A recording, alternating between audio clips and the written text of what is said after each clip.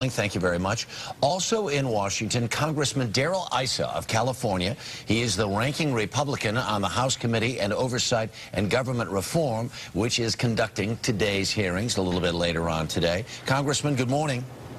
Good morning. I want to repeat back to you some of the testimony from yesterday. This comes from Jim Lentz, who's the top salesman from Toyota. He says, we need to continue to be vigilant and continue to investigate all the complaints that we've gotten from consumers, that we've done a relatively poor job of doing that in the past.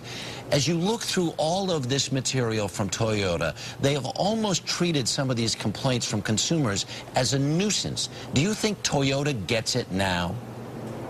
Well, that's one of the things we're going to want to see today. We're going to want to see if they live up to even what they're saying in their commercials right now, which is that good companies fix their mistakes, great companies learn from them.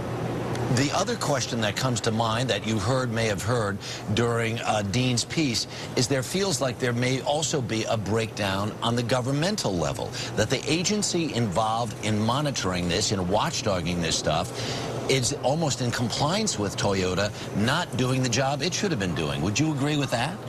Absolutely. There's no question that NHTSA is both guilty of welcoming in its revolving door former employees and in case after case abandoning investigations that they'd already decided had some merit.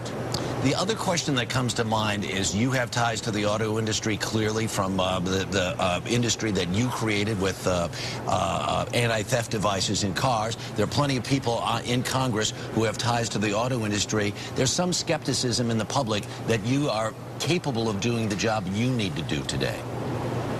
Well, I think anyone who has ever been a first or second tier supplier to the auto companies knows that more than anything else, we who have done that want to see things straighten out in the auto companies. Although we made our livings from them, we're very aware of some of the shortcomings in Detroit, in Dearborn, and in this case in Japan. And the other skepticism comes from people who say, well, Congress has a vested interest because now the American people own a big chunk of GM to be bullying Toyota now because it's in the best interest to bolster GM. Do you put any grain of salt in that?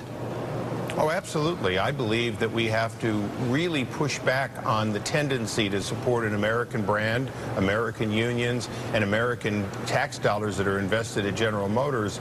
But to do the right thing, we have to admit that Toyota is simply the anecdotal example today. This isn't the first recall that was too long in coming in the auto industry, and unless we make changes, it won't be the last. All right. Congressman Darrell Issa, we appreciate your time this morning. Thank you, sir. You're always welcome.